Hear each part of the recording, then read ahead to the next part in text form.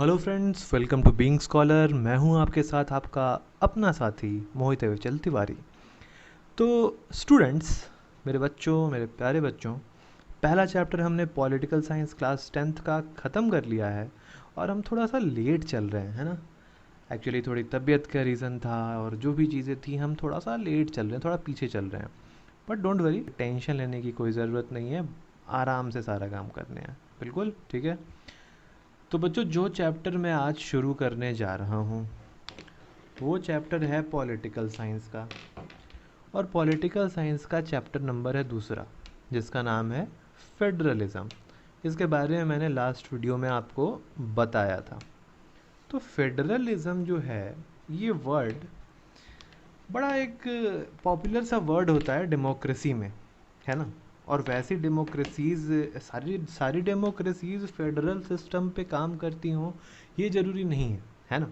अब ये federal system क्या है, आप सोच रहे हो कि सर बता रहे हैं फेडरल सिस्टम, डेमोक्रेसी, ये वो। बट ये फेडरल सिस्टम एक्चुअली में है क्या?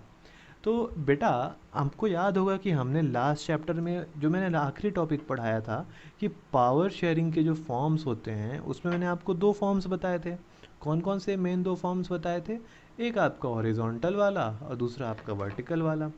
तो वर्टिकल वाले को अगर याद करो तो बेटा, वर्टिकल वाले में आपको याद होगा कि सबसे पहले हमने इसको बताया था कि 3 स्टेजेस होते हैं, इसके 3 पार्ट होते हैं।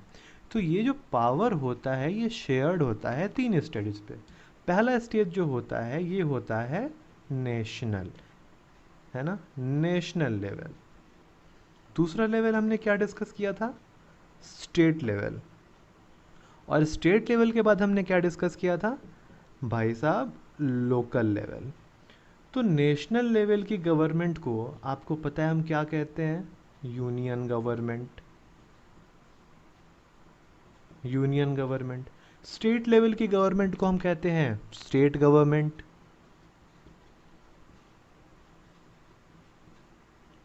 State government. और लोकल लेवल की गवर्नमेंट को हम कहते हैं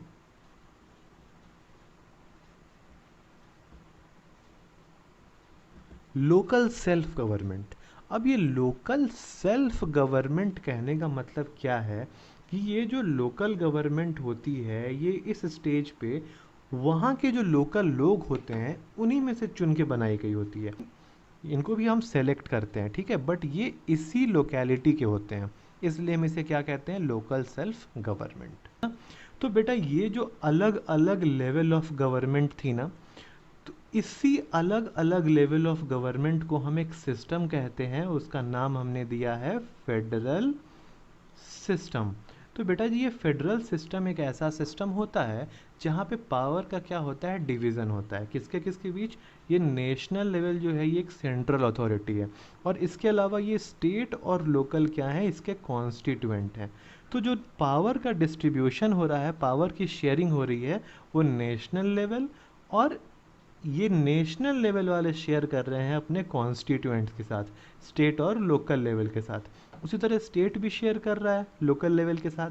तो जहाँ पे पावर की शेयरिंग होती है सेंट्रल अथॉरिटी और ये सेंट्रल अथॉरिटी और कॉन्स्टिट्यूएंट अथॉरिटीज़ के बीच में, उसी को हम कहते हैं फेडरल सिस्टम। तो बेटा जी, फेडरलिज्म एक प्रोसेस है जहाँ पे फेडरल सिस्टम काम करता है। तो इसको आपने जाना अभी फेडरलिज्म को पावर शेयरिंग के पर्सपेक्टिव से। अब एक बार मैं आपको बताता हूँ कि कैसा ये फेडरलिज्म जहाँ पे अप्लाई होता है वो गवर्नमेंट कैसी गवर्नमेंट होती है, ठीक है। आगे बढ़ते हैं।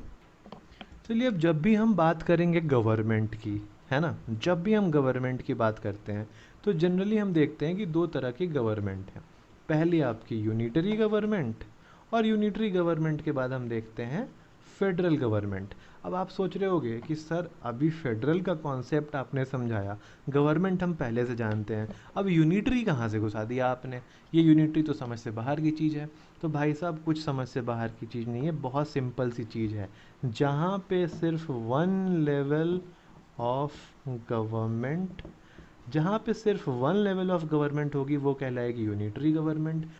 और जिस कंट्री में टू, और मतलब कम से कम टू और मोर देन टू, यानी दो तो होने ही चाहिए, दो से ज़्यादा भी हो जाए, क्या? लेवल ऑफ गवर्नमेंट, तो वो क्या हो जाएगी हमारी फेडरल गवर्नमेंट। तो यूनिटरी गवर्नमेंट वैसी गवर्नमेंट जहाँ सिर्फ एक लेवल ऑफ गवर्नमेंट का होता है, आगे पावर की शेयरिंग नहीं होती है।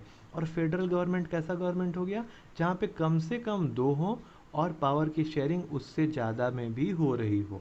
तो सिंपल सी चीज़ है, फेडरलिज्म में अभी तक आपने जाना कि भाई पावर की शेयरिंग होती है, कोई एक सेंट्रल अथॉरिटी होता है सी, ये अपने छोटे मोटे बच्चों के साथ पावर की शेयरिंग करता है। ठीक है, जैसे कि आपको याद होगा कि आपके स्कूल में क्या होता है, आपके स्कूल में एक प्रिंसिपल साहब होते हैं। प्रिंसिपल साहब क्या होते हैं कि अलग अलग टीचर्स के साथ पावर की शेयरिंग करते हैं। किसी को बोल दिया कि आप पीटी टीचर बन जाओ, डंडा लेके क्लास में घूम के सबको मैनर सिखाते रहो। किसी को बोल दिया कि भाई साहब आप जो हो इंग्लिश पढ़ा लो, किसी को बोल दिया कि आप सोशल साइंस पढ़ा लो, किसी को बोल दिया आप मैथमेटिक्स पढ़ा लो। तो ये सारे लोग क्या किए, पावर की शेयरिंग कर रहे हैं। तो प्रिंसिपल के पास पावर क्या है, इसका एम है क्या कि स्टूडेंट्स को एडुकेट करना है ना, स्टूडेंट्स को एडुकेट करना इसका एम है। और ये यहाँ पे पावर है इसके पास स्टूडेंट्स को एडुकेट करने के लिए, बट ये पावर अपने टीचर्स के साथ शेयर करता है। ठीक है, तो ये बस एक एग्जांपल है आपको समझने के लिए कि पावर की शेयरिंग कैसे होती है जब फेडरल गवर्नमेंट हमारा बनता है। ठीक है, पावर की शेयरिंग होने के लिए फेडरलिज्म जरूरी नहीं है, बट फेडरलिज्म होने के लिए पावर की शेयरिंग जरूरी है। आगे बढ़ते हैं। जैसे काफ़ी बच्चे कहते हैं डिफिनीशन, तो सर जी आपने फेडरलिज्म की डिफिनीशन तो बताई ही नहीं। तो बेटा मैंने पीछे फेडरलिज्म समझा दिया कि जब पावर की शेयरिंग हो जाए किसी सेंट्रल अथॉरिटी और कॉन्स्टिट्यूएंट के बीच में, तो वो क्या है, फेडरल है गवर्नमेंट। अब इसी फेडरलिज्म का प्रोसेस कब कहलाएगा, तो इसका डिफिनीशन आप लिख सकते हो। तो डेफिनेशन आप लिख सकते हो कि federalism is a system of government in which power is divided between central authorities and constituent unit. अब ये यहाँ पे सेंट्रल अथॉरिटी क्या है ये भी आप पीछे जान चुके हो, यानी कि आपका सेंट्रल गवर्नमेंट, और कॉन्स्टिट्यूएंट यूनिट क्या है ये भी आप जान चुके हो, यानी कि स्टेट गवर्नमेंट और लोकल सेल्फ गवर्नमेंट। ठीक है, तो बेटा जी ये है फेडरलिज्म का डेफिनेशन। अब एक बात बताता हूँ आपको, हाँ, बात बहुत छोटी सी है, सिंपल सी है, लेकिन जानना आपके लिए बहुत ज़रूरी है।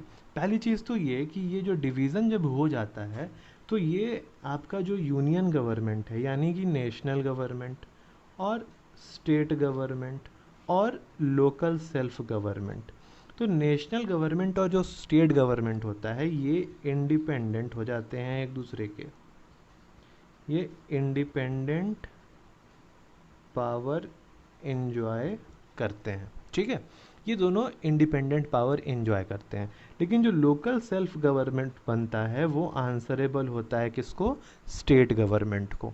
उसको स्टेट गवर्नमेंट को आंसर करना पड़ता है। ठीक है, क्योंकि वो स्टेट के अंदर आता है। लोकल सेल्फ गवर्नमेंट को अगर कोई प्रॉब्लम होगी तो ये सीधा नेशनल गवर्नमेंट को तो बोलेगा नहीं कि अरे मोदी जी हमारे यहाँ रोड नहीं बन पा रहा है, नाला नहीं बन पा रहा है।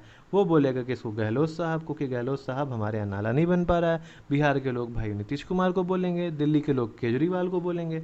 तो लोकल सेल्फ गवर्नमेंट वाले हमेशा अपनी प्रॉब्लम को कहाँ एड्रेस करवाएंगे, स्टेट गवर्नमेंट में। ठीक है, इसीलिए नेशनल गवर्नमेंट और स्टेट गवर्नमेंट एक दूसरे से इंडिपेंडेंट पावर एंजॉय करती हैं। तो बेटा इस वीडियो को करते हैं यही समाप्त। इसके आगे की डिटेल लेके मिलता हूं मैं अगले वीडियो में। तब तक के लिए बाय बाय, टेक केयर, नमस्कार और कीप लर्निंग।